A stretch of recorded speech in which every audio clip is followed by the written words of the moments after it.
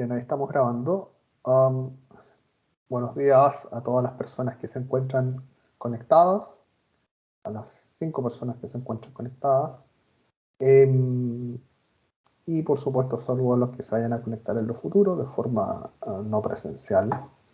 En la siguiente clase vamos a continuar con nuestros estudios de los delitos contra la libertad sexual, y esta vez vamos a centrarnos en el delito de abuso sexual. Ya hemos visto violación, hemos visto estupro y ahora nos vamos a centrar en esta clase de delitos. Déjenme proyectar, por favor, la minuta de clases.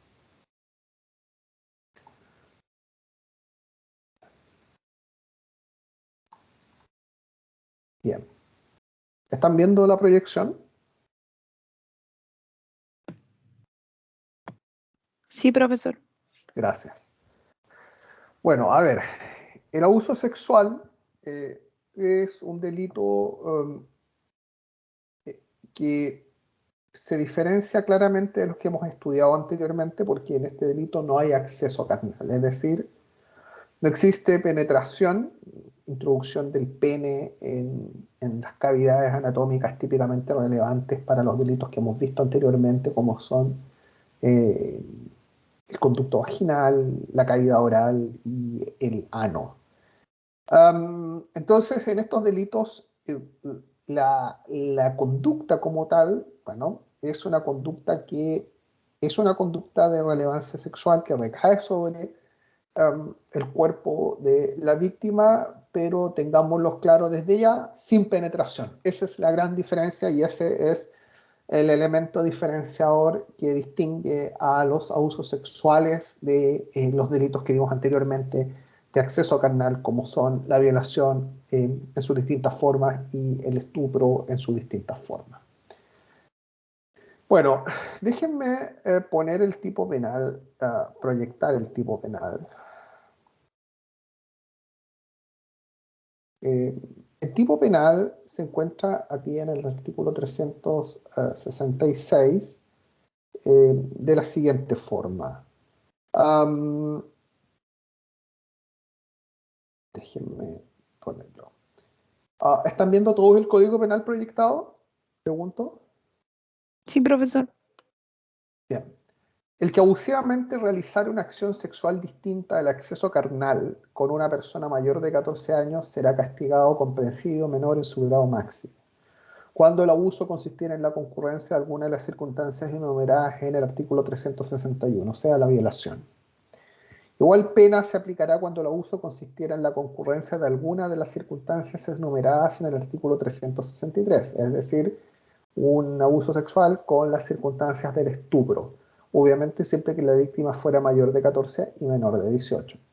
Se aplicará la pena de presidio menor en su grado mínimo a medio cuando el abuso consistiera en el empleo de sorpresa u otra maniobra que no suponga consentimiento de la víctima, siempre que ésta sea mayor de 14 años. Obviamente dice esto porque en el 366 bis está el abuso sexual del menor de 14, que al igual que la violación del 362, está propuesta en los siguientes términos. El que realizar una acción sexual distinta al acceso carnal con una persona menor de 14 años será castigado con la pena de presidio menor en su grado máximo a presidio mayor en su grado mínimo. Es decir, no la asocia a ninguna clase de circunstancia o de medio comisivo, sino que basta que haya una tocación, una acción sexual distinta al acceso carnal respecto al menor, independiente de la voluntad del menor e independiente de los medios comisivos utilizados. Eso califica como abuso sexual, tal cual en los términos que vimos anteriormente en el 362 y la denominada violación del menor de 14. Bueno, a ver, veamos entonces. Como ustedes pueden ver, en el tipo penal que acabamos de leer del artículo 366, hay distintas conductas de abuso sexual.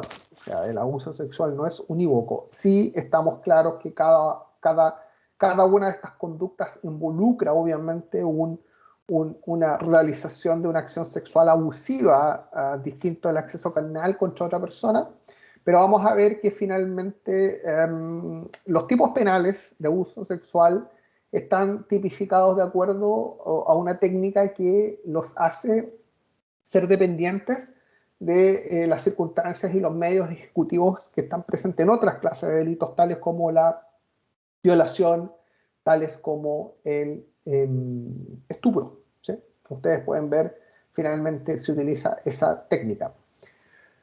Bueno, ¿cuáles son los elementos del tipo como tal, del tipo objetivo del abuso sexual? En cuanto al sujeto activo, es un delito común porque puede ser perpetrado por cualquier persona, el que, a diferencia de la violación que decíamos que um, por una cuestión de la propia naturaleza del acceso carnal, que tiene que ser realizada con el pene, nos lleva a concluir de que el delito de violación, no obstante que el legislador lo presenta como como un tipo penal que podría ser denominado un delito común, por la naturaleza fisiológica del acceso carnal, finalmente el único que puede ser autor directo inmediato de ese delito es un varón, ¿sí? O sea, un delito de lo que llamaban antiguamente los penalistas un delito de propia mano. Sin perjuicio que vimos ya las hipótesis cuando una mujer podría ser sujeto activo como coautora del delito. Pero ese problema no se presenta en este tipo penal, toda vez que, pues bien, la acción de carácter sexual que normalmente se expresa en forma de tocaciones, aunque podríamos ver que en otros casos no son tocaciones que realiza el sujeto, pero en principio quedémonos con que son conductas abusivas, sexuales, distintas al acceso carnal, y por lo mismo no existe esa limitante fisiológica que habíamos visto a propósito de la violación. Entonces, delito común lo puede perpetrar hombres o mujeres.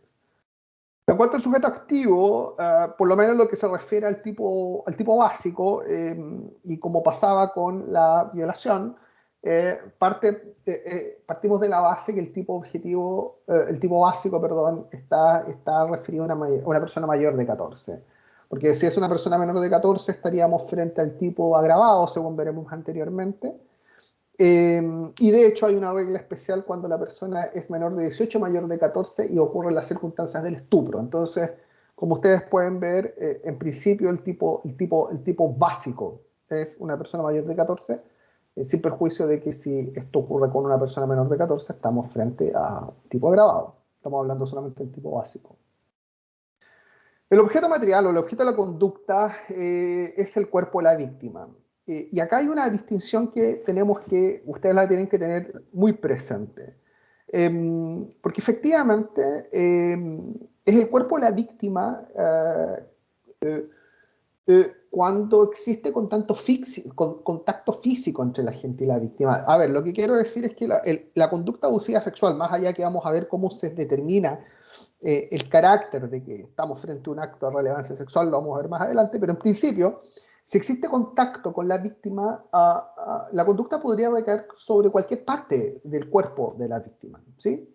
Sobre cualquier parte de su cuerpo, no necesariamente tiene que recaer exclusivamente sobre partes denominadas partes erógenas o partes que tienen partes anatómicas del cuerpo que son denominadas partes erógenas, es decir, que tienen una especial relevancia sexual tanto por razones fisiológicas como por razones culturales, ¿sí? Pero como veremos, es posible que exista uso sexual sin contacto de la gente con la víctima, sin que exista este contacto. Y el legislador en ese caso establece que para que ocurra esto, debe ser realizada la conducta o la acción sobre los genitales, el ano o la boca. Obviamente ustedes se preguntarán, pero ¿cómo puede ocurrir un abuso sexual si no hay contacto físico? Pues bien, el legislador se pone en la hipótesis de que el sujeto activo lo que haga, por ejemplo, es determinar a la víctima las autotocaciones. Es decir, le pone un cuchillo, por ejemplo, y le dice, bueno, mastúrbate delante mío. Y eso califica de abuso sexual, aunque el sujeto activo no ponga un dedo sobre el cuerpo de la víctima. Pero si lo que está haciendo es determinarla, por ejemplo, en este caso, mediante un cuchillo, intimidación, a tocarse, ¿sí? Los genitales, ¿sí? Pues, mastúrbate puede ser aplicado tanto a la vulva de una mujer o al pene de un hombre. o toca telano o realiza esta conducta con la boca, aunque el sujeto activo no realice ninguna conducta que involucre un contacto físico con la víctima, de todas maneras, para el legislador está configurado. Entonces, en cuanto al objeto material, en síntesis tenemos que hacer la siguiente distinción. Si hay contacto físico, puede ser todo el cuerpo de la víctima, todo el cuerpo de la víctima es con contacto físico, siempre y cuando, por supuesto, el acto tenga un carácter de una relevancia sexual, ¿sí? Pero sin contacto con la víctima, de todas maneras, podría configurarse el tipo penal y ser objeto material de la conducta los genitales, enténdanse por genitales lo que ya hemos descrito anatómicamente para varones y para mujeres, el ano y la boca. Ahora, por supuesto que en este último caso, parte de la doctrina critica que no se incluyan otras partes del cuerpo que son, por lo menos desde un punto de vista empírico-cultural, desde un punto de vista, bueno, las valoraciones culturales sobre la manifestación de la sexualidad son sin lugar a dudas partes del cuerpo que tienen una relevancia erógena. Por ejemplo, el pecho, las nalgas. En principio, si uno determina a una persona, por ejemplo, una mujer, a que lo que tiene que hacer es tocarse los pechos, en principio esto es típicamente no es típicamente antijurídico, no reúne los requisitos de la tipicidad, según veremos más adelante. Lo mismo ocurre con las nalgas, cuando claramente ambas partes anatómicas del cuerpo, pechos y nalgas, pecho en el caso de las mujeres, nalgas probablemente también en el caso de las mujeres, y las nalgas por lo menos en el caso de los hombres, probablemente los pechos parece que no, pero no están incluidos como tal, y por lo mismo, si es que no hay contacto directo, pues bien, en principio la tipicidad no se reuniría. Sin perjuicio, como ustedes sabrán, de que de todas maneras esta conducta atentatoria contra la libertad en general se involucra un constreñimiento, no es típico en estos efectos, pero siempre está la posibilidad de que sean recogidas residualmente por el tipo penal de coacciones. Bueno, en cuanto a las formas y medios de ejecución, digamos, el abuso sexual está configurado en Chile como un delito que tiene medios vinculados. Y los medios vinculados del abuso sexual son medios vinculados que los toma prestado de otros delitos. Así, podemos distinguir que serían medios del abuso sexual todos los medios de la violación, del artículo 366, 361, perdón, 361, que son las circunstancias de la violación, ¿sí? O sea, estamos hablando de las circunstancias de la violación, que ustedes también las conocen, todos ya, los estudiamos anteriormente, violencia e intimidación, pero también todas aquellas que involucren aprovecharse de la imposibilidad de oponer resistencia o de estados de pérdida completa de la conciencia, bueno, las vimos anteriormente. Si concurre uno de los elementos de la violación, que son los contemplados en el 361, bueno, tenemos abuso sexual con los medios de la violación, ¿sí?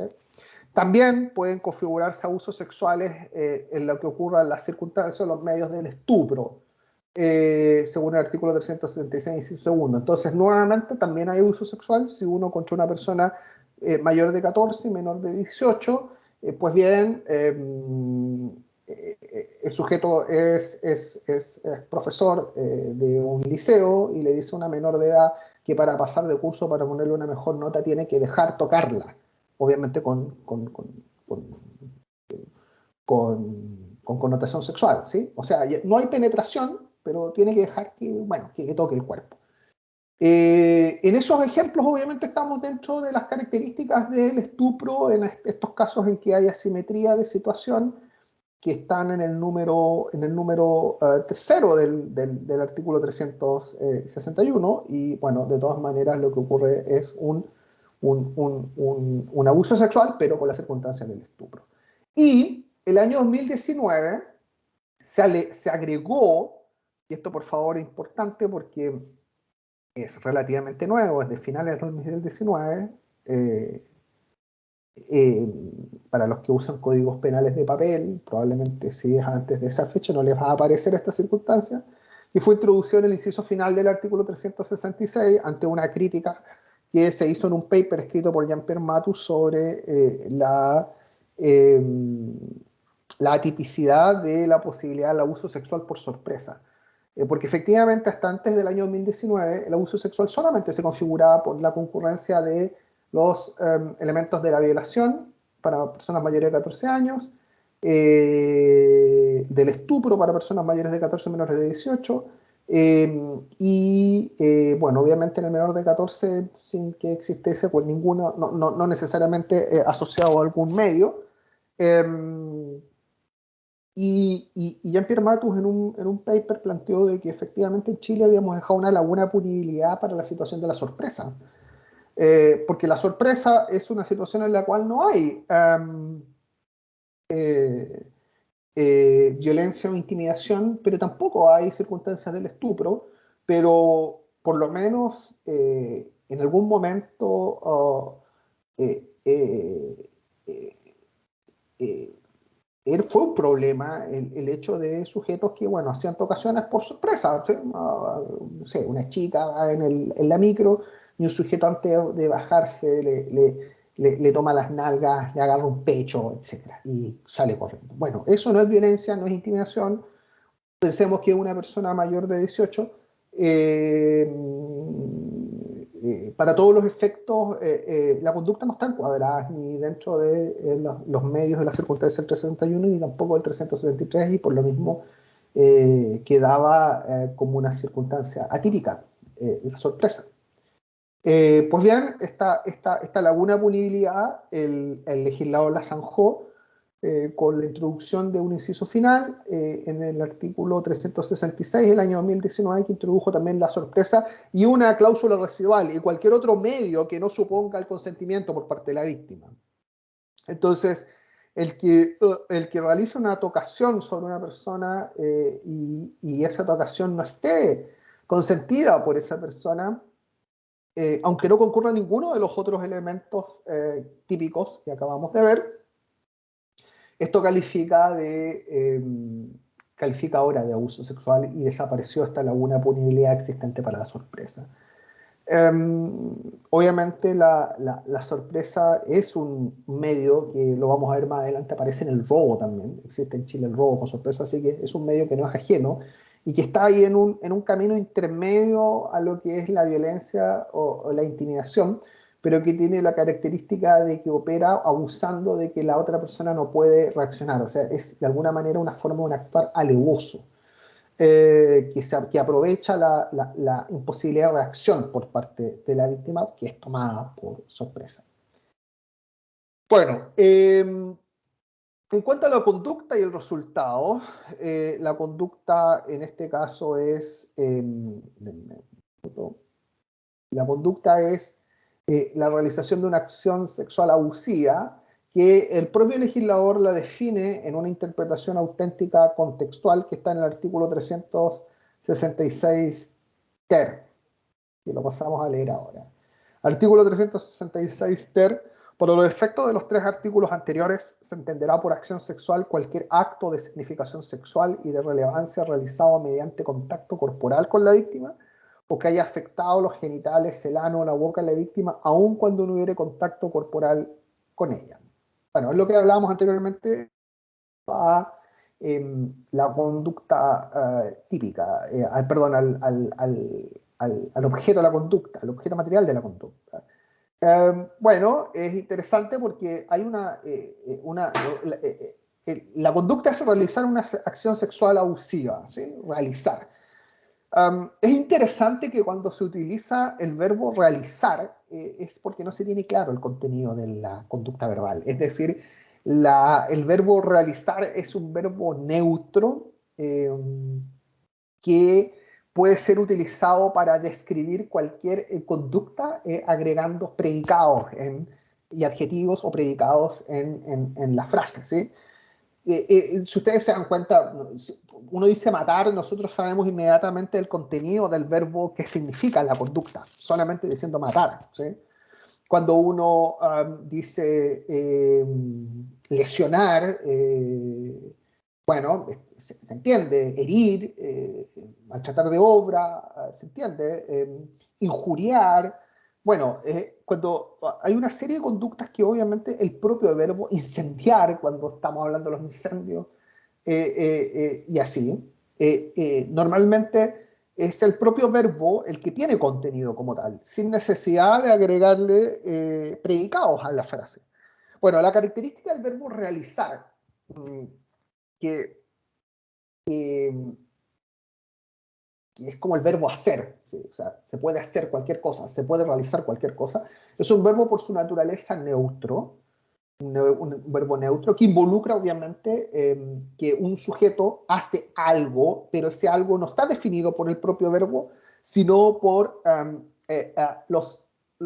las partes que siguen en la frase, los predicados que están a continuación en la frase. Y nótese bien que los predicados que están a este realizar, de hecho, nosotros podemos utilizar el verbo realizar para decir cualquier conducta que queramos hacer. Por ejemplo, nosotros hacemos cocinar, pero si yo quiero decir eh, vamos a realizar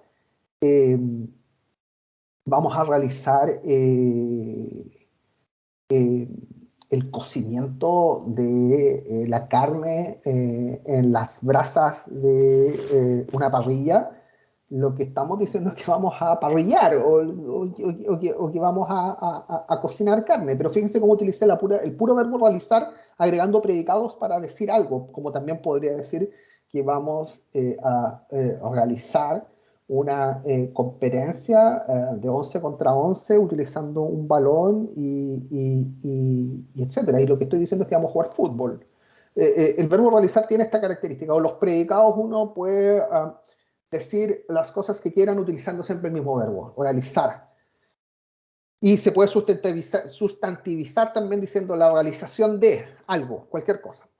Ahora, nótese bien que los predicados de esta conducta es realizar acción sexual abusiva, realizar acción sexual abusiva. El asunto es que el legislador luego nos quiere explicar qué es una acción sexual abusiva y nos da una interpretación auténtica contextual en el artículo 366 ter. Ahora, es interesante porque si uno mira el código, es absolutamente, en principio, una noción bastante tautológica. Fíjense que dice, se entenderá por acción sexual cualquier acto de significación sexual. Eso es no decir nada. Se entenderá por acción sexual cualquier acto de significación sexual. Y de relevancia. Acto de significación sexual y de relevancia, entiéndase también sexual. ¿Sí? Entonces, el legislador realmente nos da una interpretación auténtica contextual que nos da algunas coordenadas para entender el contenido de la conducta, pero tampoco nos da todas las coordenadas. Cuando el legislador nos quiere decir acto de significación sexual, lo que nos está poniendo a nosotros como intérpretes, sobre todo ustedes que van a ser jueces o fiscales del Ministerio Público, nos está colocando en palabras técnicas frente a un elemento normativo empírico cultural. ¿Sí? Y cuando nos está diciendo que ese acto además tiene que tener relevancia, nos está colocando frente a un elemento normativo del juicio cognitivo, o sea, mayor relevancia, menor relevancia. Ya hemos visto estos elementos del juicio cognitivo anteriormente a propósito del miembro más importante o menos importante. Ahora, obviamente, este juicio lo tenemos que hacer cuando nos encontremos a conductas que involucren un contacto corporal con la víctima, ¿sí? Porque en la interpretación auténtica contextual hay dos círculos de interpretación que nos propone el legislador: las circunstancias con contacto de la víctima y las circunstancias sin contacto de la víctima. Entonces, para definir el acto, la realización de una acción sexual abusiva, en primer lugar tenemos que centrarnos en el elemento normativo empírico-cultural y tenemos que entender si el acto tiene o no una significación sexual. Y la pregunta es la siguiente: ¿cuál acto tiene significación sexual?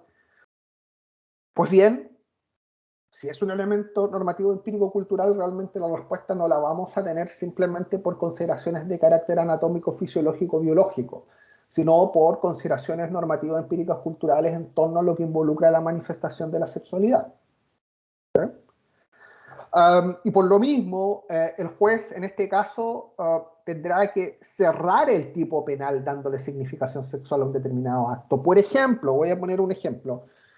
Sin duda, nosotros todos consideramos probablemente, aunque no tenga relación con los genitales o el ano y la boca, el ano o la boca, que parece ser que existe ahí parece ser que ahí el carácter sexual es compartido por todos nosotros, culturalmente me refiero, pero por ejemplo, hay casos en los cuales claramente sin ser partes que anatómica o fisiológicamente sean partes erógenas, porque claro, con los genitales uno puede decir, bueno, los genitales y las gónadas participan como tal en la cópula, o sea, son parte de la realización de lo que se denomina el acto sexual. Entonces, todo lo que está relacionado con la cópula o tiene una participación en la cópula o en la reproducción sexual, bueno, tiene un carácter sexual. Entonces, estamos al parecer todos de acuerdo en aquello. Con el ano pasa algo parecido, no siendo parte del aparato reproductor sexual, culturalmente el ano ha sido una parte erógena paralela a la utilización de la vulva para el sexo sexual, tanto en las relaciones entre varones, en las relaciones sexuales entre varones, como probablemente también en algunos casos en relaciones de carácter heterosexual. Entonces el ano culturalmente se le ha reconocido un carácter erógeno, insisto, tanto en las relaciones homosexuales como en las relaciones heterosexuales. Y la boca, pues bien, que tampoco es en principio como cavidad oral una parte del cuerpo que participa o que debería participar dentro de lo que es el impulso sexual mirado simplemente de un punto de vista fisiológico y biológico, pues bien, también está asociado a una serie de prácticas centenarias dentro de la manifestación de la sexualidad, tanto en forma de felatio in orem, es decir, lamer el pene, como en forma de cunilingus o de anilingus, de sujetos que lamen el ano o lamen la vulva, etc. ¿Sí? Entonces, culturalmente también, al parecer, es parte de la expresión y por eso quedan ahí. Pero, por ejemplo, no está dentro de las circunstancias en las cuales se considera que siempre tendrá un carácter sexual, aunque no hubiese contacto corporal, por ejemplo, lo que decíamos anteriormente. En las nalgas. Las nalgas no están incluidas. Y tampoco están incluidos los pechos de las mujeres, ¿sí? Los pechos de las mujeres no están incluidos.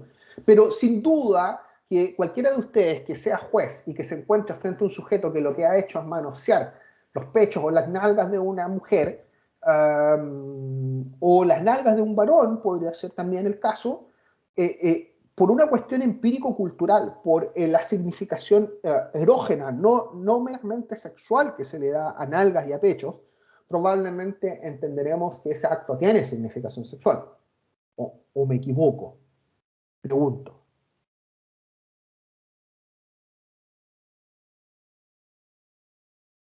Estamos todos de acuerdo que cualquier clase de tocación sobre estas partes, que no sean ni el ano, ni la boca, ni los genitales, o sea, nalgas o, por ejemplo, los pechos, tienen un carácter de significación sexual desde una perspectiva empírico-cultural, no fisiológica, biológica. ¿Sí? ¿Estamos todos de acuerdo o no?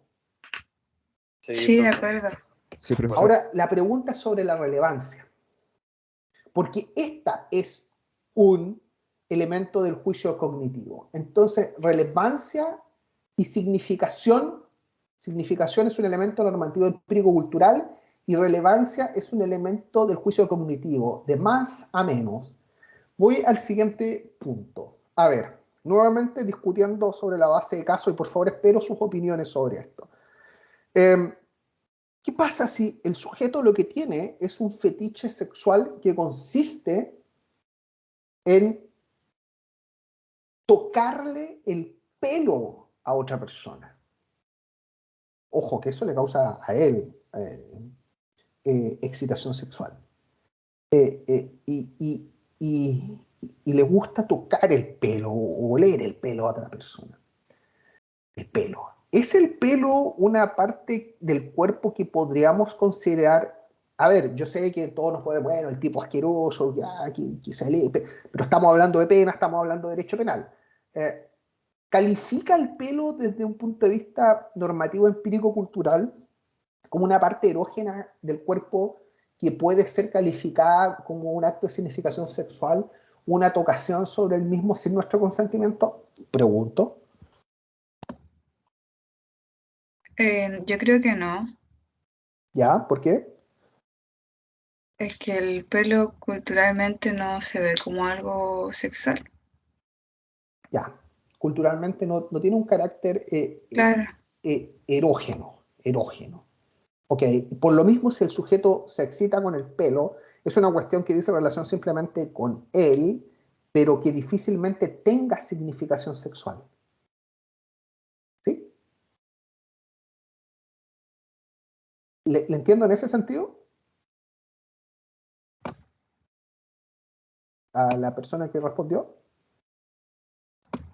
¿Cómo? Disculpe, no le escuché la última parte. Sí, no, lo que le estaba diciendo yo es que no obstante de que el sujeto podamos, por ejemplo, sostener de que eso le excita sexualmente a él porque él tiene una parafilia que se excita con el pelo, ¿ya? Pensemos que hay distintas parafilias, fetichismo, etcétera. Independiente de que él se excite con el pelo de otra persona por el hecho de tocarlo, usted como jueza está concluyendo de que no obstante que él lo haga, objetivamente eso no tiene significación sexual. Esa es su conclusión.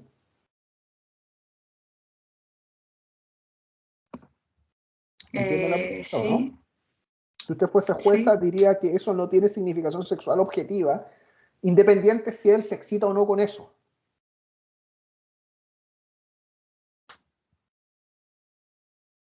Eh, sí, sí. ¿Ya? A ver, igual me entró la duda.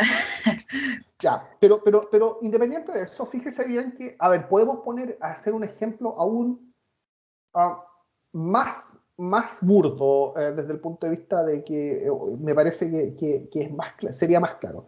Bueno, está claro que dentro de las distintas parafilias hay sujetos que tienen hay personas que sienten excitación sexual por cosas que ocupan otras personas. Por ejemplo, es clásico el caso del fetichismo de ciertos varones por los zapatos de las mujeres.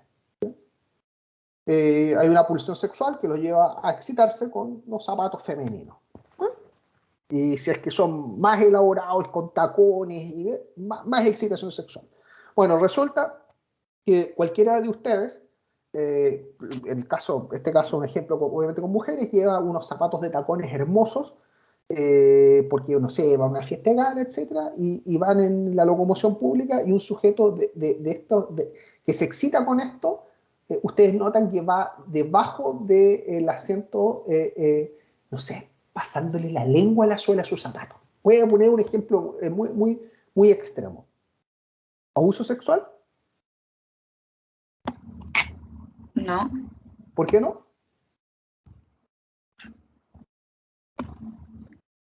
Pregunto. porque no hizo algo que se considera culturalmente, ay, ¿cómo era la palabra?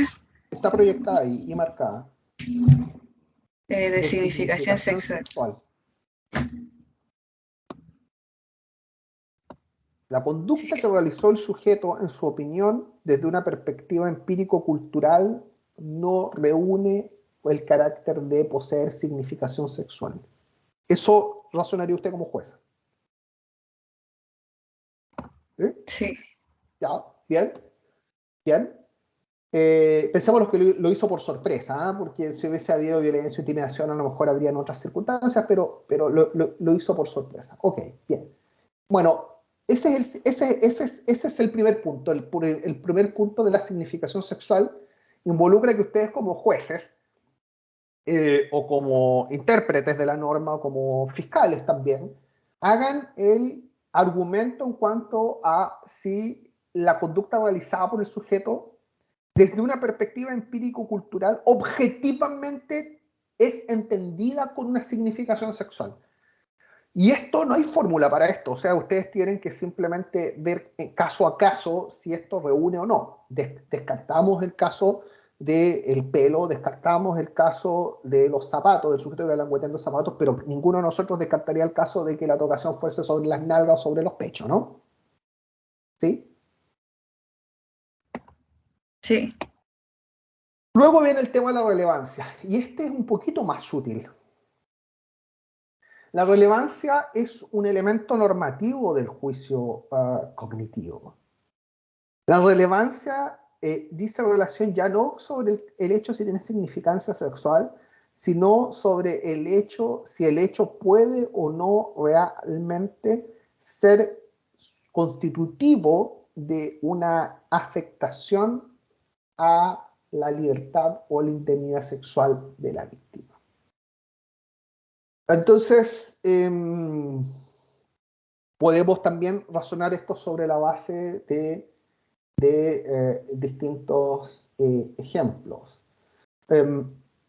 Pensemos nosotros que efectivamente un sujeto abusivamente le gusta abrazar a sus estudiantes, ¿sí? Varones y mujeres, ¿ya? No vamos a poner ejemplos simplemente con mujeres, sino varones y mujeres. Entonces estamos frente a un sujeto que, bueno, un profesor, que le gusta abusivamente abrazarlo, sea por lo que sea, ¿ya? Busca espacios para lograr un abrazo. ¿Mm? Ahora bien, la circunstancia obviamente es abusiva, obviamente, no sé, estamos hablando de la significación sexual, vamos a partir de la base que está dada, porque bueno, un abrazo involucra un contacto corporal con la otra persona, no solamente un contacto que involucre,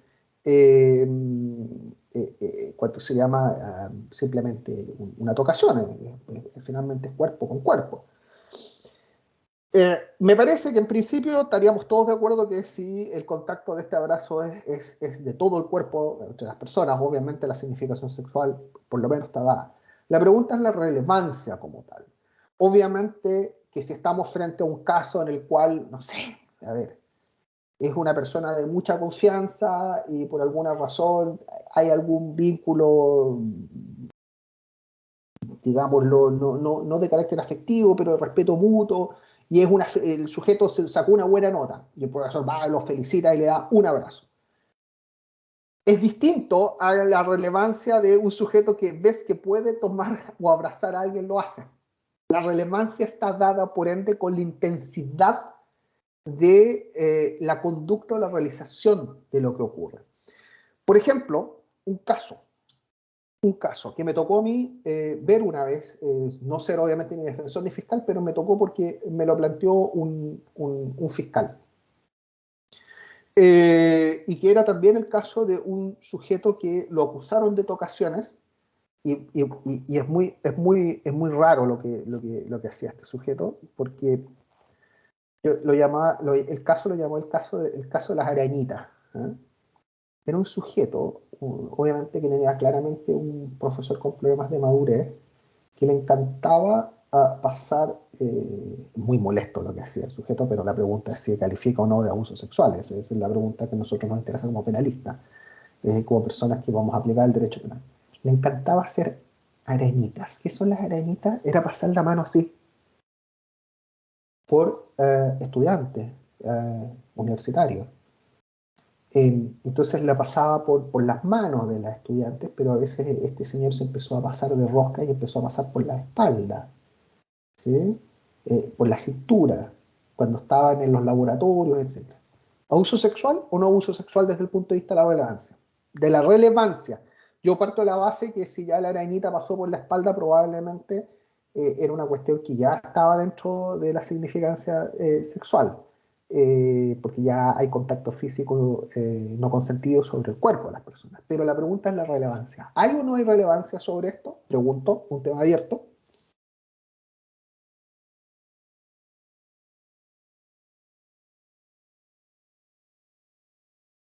¿Entendieron el caso, no?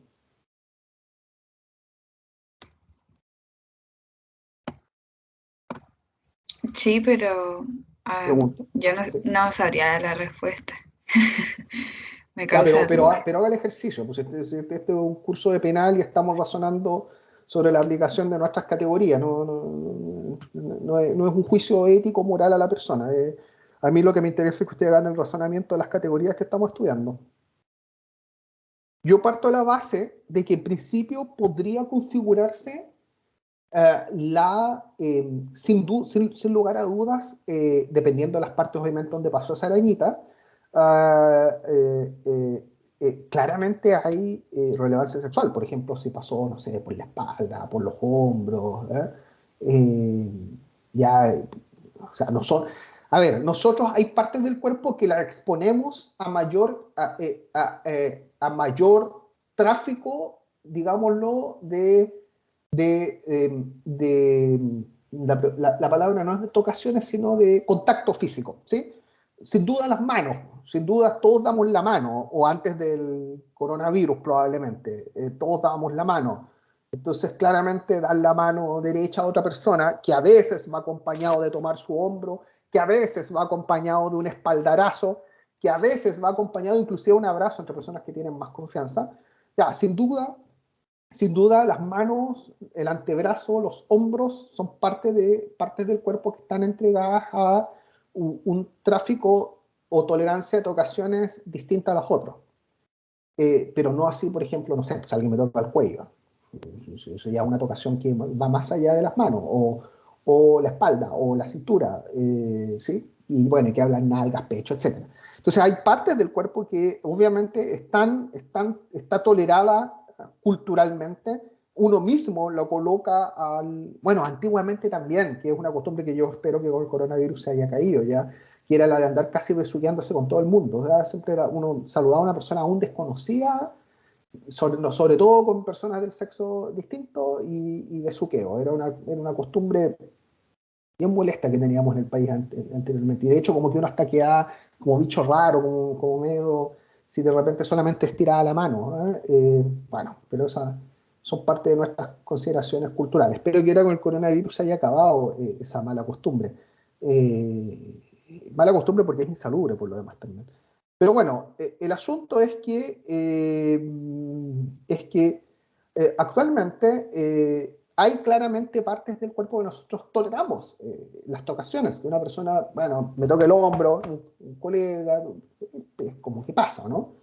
Pero no pasa que alguien vaya y toque otras partes del cuerpo, espalda, cuello, no sé, el vientre, sin ser una parte erógena.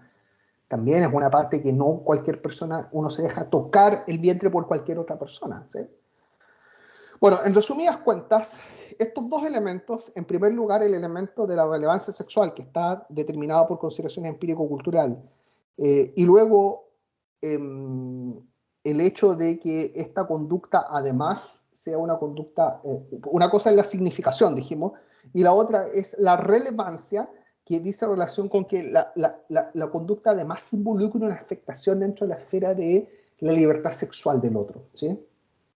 Mientras que la cuestión de la significación es una cuestión de carácter objetiva, es una consideración que nosotros tenemos que hacerla, bueno, con herramientas empírico-culturales, es decir, tomando en consideración lo que objetivamente en la sociedad se considera como algo de carácter sexual, es decir, es una cuestión que dice relación con algo de carácter objetivo, socioempírico, empírico-culturalmente determinado. La cuestión de la relevancia dice ya relación con la afectación o no del bien jurídico, que efectivamente la conducta esté dentro de la esfera de protección o de afectación, mejor dicho en este caso, del bien jurídico, libertad sexual, y por ende de la obtención o de la realización por parte del sujeto activo de una conducta que no hemos consentido en la esfera de nuestra libertad sexual como tal. No sé si se entiende porque es importante estos dos elementos, porque al fin y al cabo, como ustedes pueden ver, en este delito, el delito de usos sexuales, es lo que Hans Belzel llamaba en su parte general del derecho penal un tipo penal abierto, es decir, realmente la antijuridicidad no está determinada por la descripción que da el tipo. Recordarán ustedes que nosotros siempre decimos que, fijado el tipo penal, ¿sí? Nosotros lo que siempre solemos decir en ese tránsito que va de la tipicidad a la antijuridicidad, nosotros solemos decir, fijada la tipicidad objetiva y subjetiva, se presume la antijuridicidad de la conducta. ¿Sí? Esa es la relación lógica existente entre tipicidad y antijuridicidad. Pero estos tipos penales que son normas, tipos penales que se conocen como tipos penales abiertos, realmente no está todavía cerrada la antijuridicidad simplemente con la descripción y la configuración de los elementos del tipo, porque es el legislador, y en este caso el juez, quien tiene que aportar argumentación para entender si hay o no antijuridicidad, aportando estos razonamientos referidos a la significación y a la relevancia. Mientras no hagamos esos argumentos, y esto por favor anótenlo ahí para el caso de los problemas prácticos que van a tener que solucionar a fin de año en las evaluaciones de clausura, anótenlo por favor, porque esto es muy preguntable. Efectivamente, cuando estamos frente a una hipótesis de abuso sexual, ustedes en sede de antijuridicidad tienen que cerrar el injusto haciendo la argumentación en torno a relevancia, en torno a significación y relevancia de la conducta realizada. ¿Se entiende o no? Sí, profesor. Gracias. Ahora, digamos una cosa final, que obviamente el legislador parte de la base, no lo hemos dicho, pero, o sea, no lo hemos dicho, pero lo voy a recalcar. Obviamente que si la conducta afecta a los genitales, el ano, la boca de la víctima, como no requiere ni siquiera contacto corporal con ella, siempre el legislador parte que será de índole sexual. O sea, estas conductas son conductas donde no hay que hacer este elemento normativo empírico cultural de la significación sexual ni este ejercicio de la relevancia, porque finalmente parte de la base del legislador que por regla general siempre estaremos entre cualquier conducta realizada sobre los genitales, el ano o la boca de la víctima, aún sin contacto, estaremos frente a un acto de índole sexual.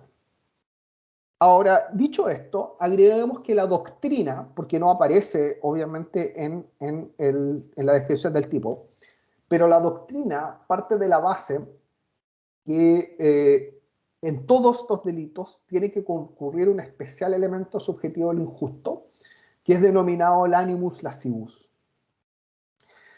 que es finalmente un elemento subjetivo del injusto que es el que cierra completamente el tipo subjetivo. El tipo subjetivo está cerrado obviamente con un dolo que es directo porque tiene que tener un elemento subjetivo del injusto que involucra que existe la intención de satisfacer un impulso sexual. Y esto que puede parecer complicado, se explica claramente con el ejemplo de Fausto en los libros antiguos de derecho penal. Fausto es la obra de Goethe en Alemania, la obra tal vez más grande en lengua germana, es lo que el Quijote de la Mancha es para la lengua española o lo que Hamlet es para la lengua inglesa. Pues bien, Fausto lo es para la lengua alemana, donde, bueno, se trata de un sujeto, Fausto es un sujeto que está constantemente en búsqueda de el sentido de la vida y sobre todo el sentido en algunos casos de la moralidad, y hay un demonio que le está hablando constantemente sobre esto, habla con él, y hay un ejemplo en el cual este demonio le plantea a Fausto que, bueno, oh Fausto, la mejor profesión que tú puedes realizar es la de médico y ginecólogo, médico de mujeres, le dice realmente, porque podrás tener a tu disposición y sin temor a ser castigado, la posibilidad de tocar a las doncellas y a las hermosas mujeres. Entonces, el caso de Fausto es el caso, obviamente, que aplica para ginecólogos, urólogos o proctólogos, ¿sí? Ginecólogos, ustedes saben, médicos especialistas del aparato reproductor femenino, los urólogos del sistema urinario de los varones, pero también del del pene, el aparato sexual del hombre, y los proctólogos los que estudian todo lo que involucra el ano, el recto como tal, el colon descendente, ¿sí? Todo lo que tiene relación con la defecación en las personas. Bueno, obviamente que la conducta realizada por el ginecólogo, el urólogo, el proctólogo que está realizando un examen, sea en el conducto vaginal, en la mujer, o el urólogo en el pene, o el proctólogo en el ano, claramente el caso de ellos, objetivamente, puede calificar como un acto que, bueno, recae sobre el cuerpo de una persona, más allá del tema del consentimiento, por supuesto. Esto es para explicar la necesidad del elemento subjetivo del injusto.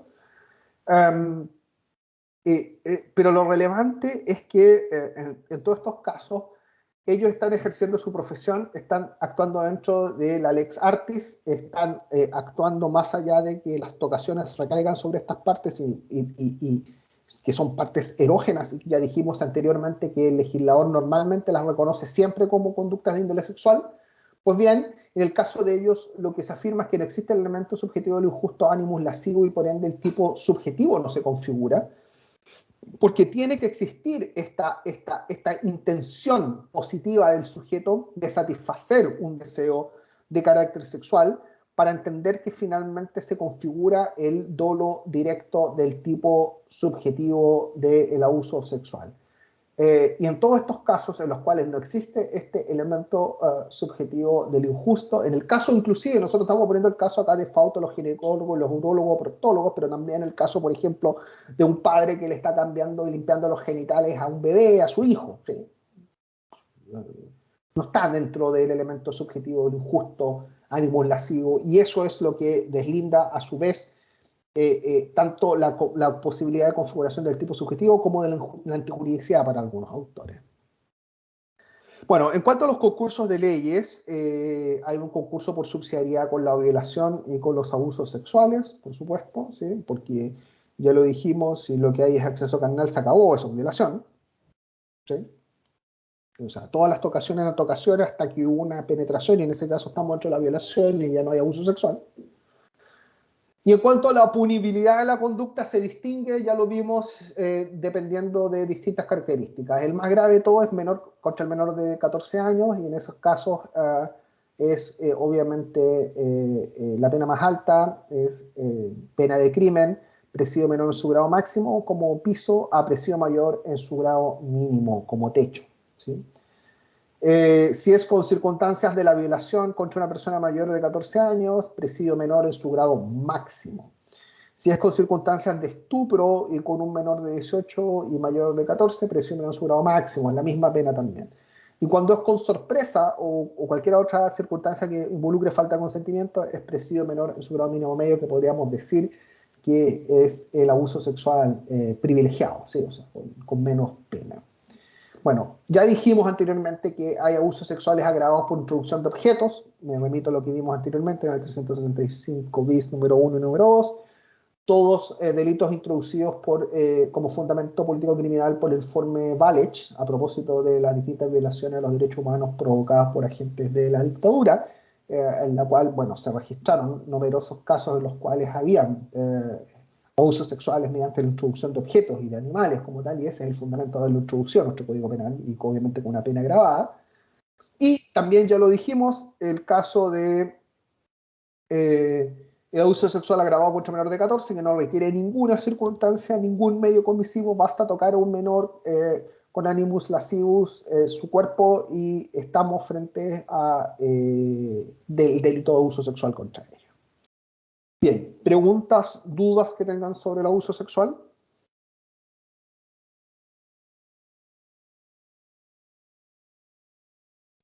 Profesor, Sí, le escucho.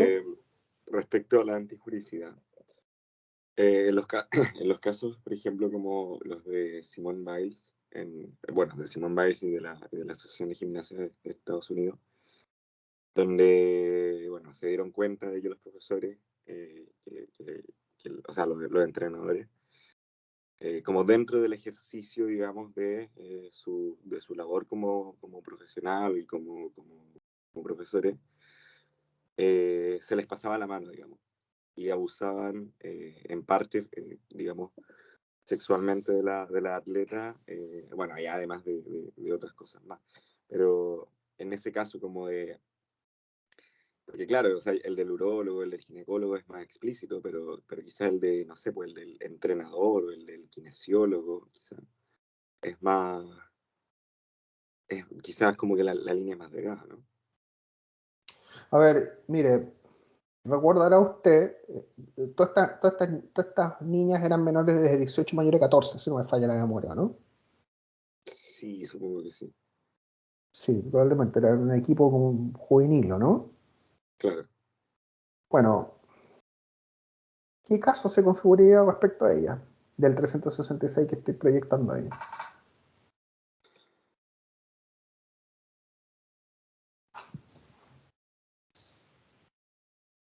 El de mayor de 14.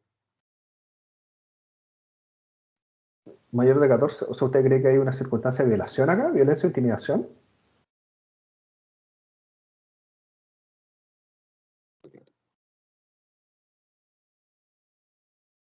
Porque recuerden esto, el abuso sexual es un delito que está unido a los medios comisivos de la violación, el estupro, y bueno, y le agregaron después la sorpresa. Eh, por ende, el abuso sexual puede ocurrir, el del mayor de 14, puede ocurrir porque, eh, porque ocurre la circunstancia del 361, esto es fuerza o intimidación, víctima que se haya privada de sentido, cuando se aproveche su incapacidad para oponerse, cuando se abusa de la ejecución o trastorno mental de la víctima.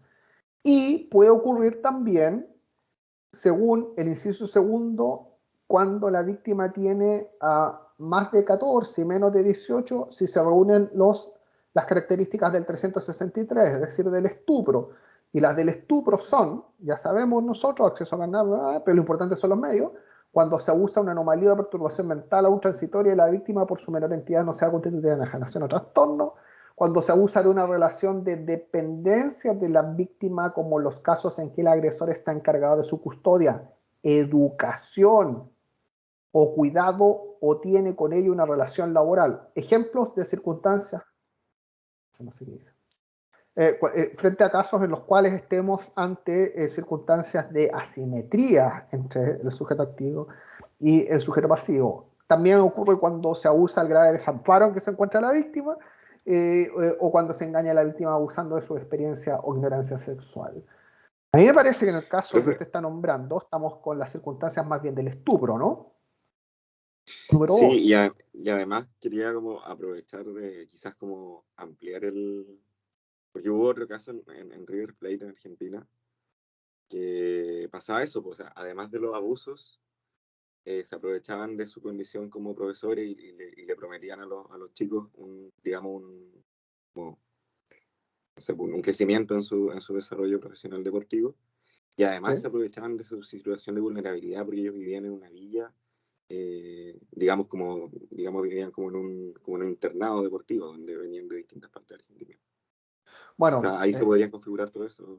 en este caso estamos claramente ante un caso del artículo 366, abuso sexual, inciso segundo, abuso sexual, igual pena se aplicará cuando el abuso consistiera en la concurrencia de alguna de las circunstancias enumeradas en el artículo 363, o sea, estupro, cuando la víctima fuera mayor de 14 y menor de 18. Todo el ejemplo que usted me acaba de poner es un ejemplo que al parecer, sin lugar a dudas, es inciso segundo del 366. Pero entiende cómo la forma que está construida la estructura de este tipo involucra que nosotros siempre tengamos que ir a ver los medios comisivos en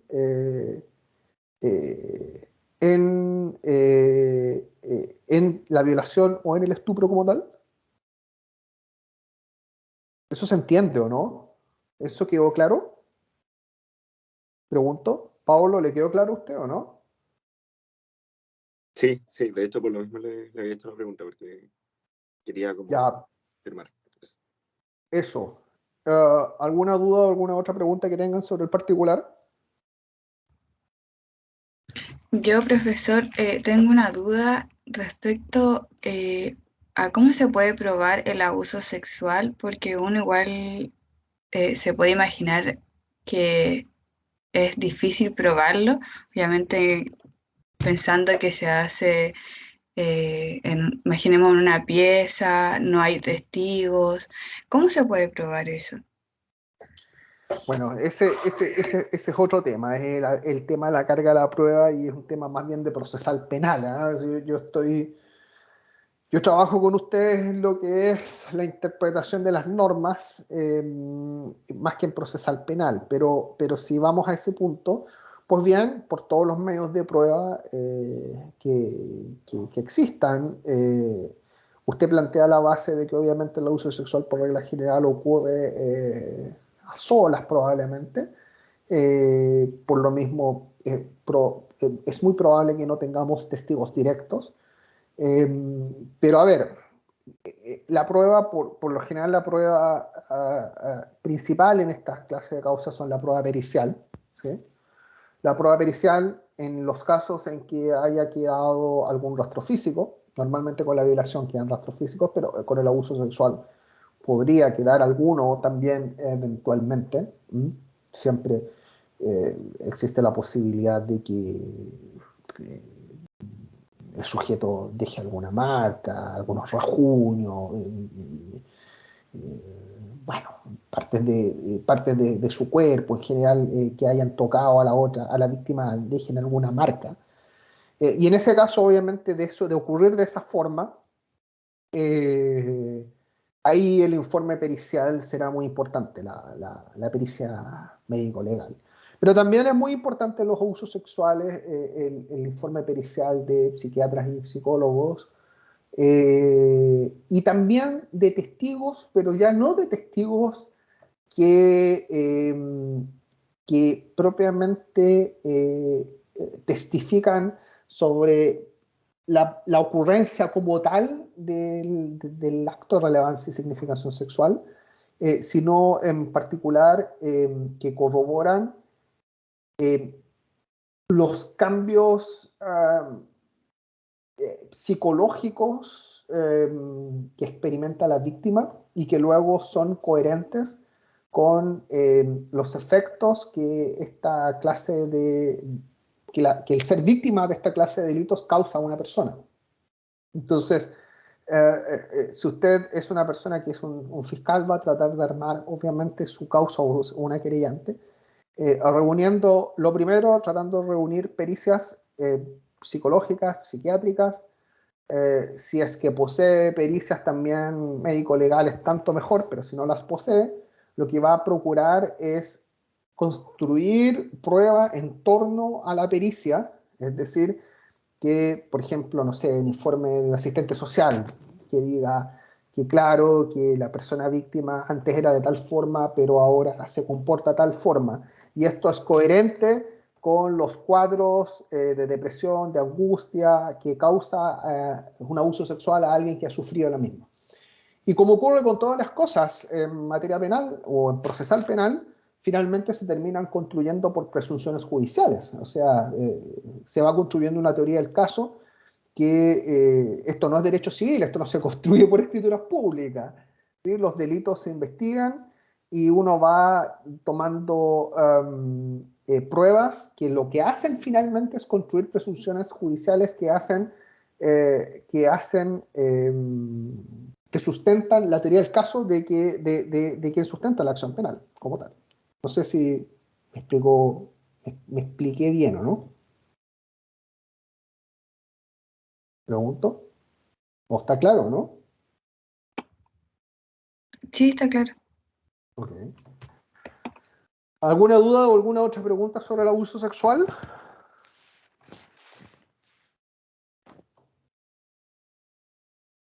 ¿No?